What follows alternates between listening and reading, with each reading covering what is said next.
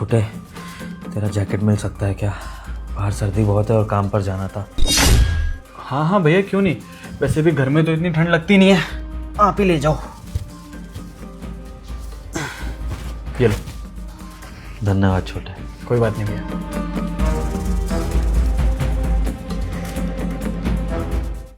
छोटे, ये ना मेरा फ़ोन ख़राब हो गया है। तेरा फ़ोन इस्तेमाल कर सकता हूँ क्या कुछ दिनों के लिए? भैया एक काम करो, आप रख ही लो इसको, बस सिम निकाल के दे देना। वैसे भी मुझे नया लेना है, आप रख लो। ठीक है छोटे, धन्यवाद।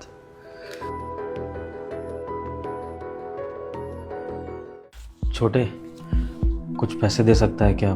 बच्चों की स्कूल की फीस भरनी थी। अच्छा भैया, अभी तो इतना ही कैश है मेरे पास, आप ये रख लीजिए फिर। अरे सारे दे रहा है, गिन के दे देना फीस के हिसाब से। अरे भैया ज़रूरत पड़ जाती है, आप रख ही लीजिए ना। और शायद मुझे लगता है जितने आपको चाहिए उसमें शायद 1000-2000 कम ही होंगे। मैं आपको कल तक ATM से निकाल के दे दूंगा। अभी तो टाइम हो गया है, रात में जाना ठीक नहीं है ना, मैं कल निकाल दूंगा आपको। ठीक है छोटे, धन्यवाद। ठीक है भैया। सुनो, तुम्हारे बड़े भाई को हर चीज़ तुमसे क्यों मांगनी पड़ती है? कहना क्या चाहती हो तुम? अरे मेरा ये कहने का मतलब है कि तुम्हारे बड़े भाई को हर छोटी छोटी चीज़ तुमसे क्यों मांगनी पड़ती है? यार मेरे भैया हैं, अगर मैं उनकी हेल्प नहीं करूँगा तो कौन करेगा? और वैसे भी उन्होंने बहुत कुछ किया है मेरे लिए, तो अगर मांग भी रहे हैं तो उसमें प्रॉब्लम क्या है? यार वो बड़े भाई हैं मेरे, अगर मुझसे नहीं मांगेंगे तो किससे मांगेंगे? कैसी बातें कर रही हो तुम? प्रॉब्लम क्या है?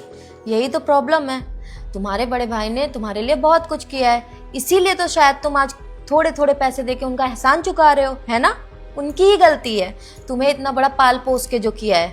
उन्होंने ना अगर थोड़े से भी पैसे सेव कर लिए होते तो आज तुम्हारे आगे हाथ फैलाने की जरूरत नहीं पड़ती, जिस तरह वो बेचारे थोड़ा थोड़ा पैसा मांगते हैं तुमसे। खैर देखो, मैं तुम्हें एक बात समझाना चाहती हूँ सन्नी। जब राम और रावण का युद्ध हो रहा था ना, तब मंदोदरी जी ने बोला कि हे नाथ, आप ये युद्ध त्याग क्यों नहीं देते? युद्ध त्याग दीजिए और अपने प्राण बचा लीजिए। तब रावण ने बोला उनसे कि हे प्रिय, मैं अब ये युद्ध त्याग के करूँगा भी क्या?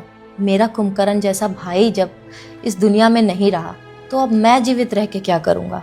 तो बस मैं तुम्हें यही समझा रही थी कि तुम्हारे भाई हैं तुम्हारे साथ में, उनकी इज्जत करो, उनको समझो जैसे वो बचपन में तुम्हारी केयर करते थे, एक बाप का फर्ज अदा करते थे, वैसे तुम भी उनके बेटे होने का फर्ज अदा करो।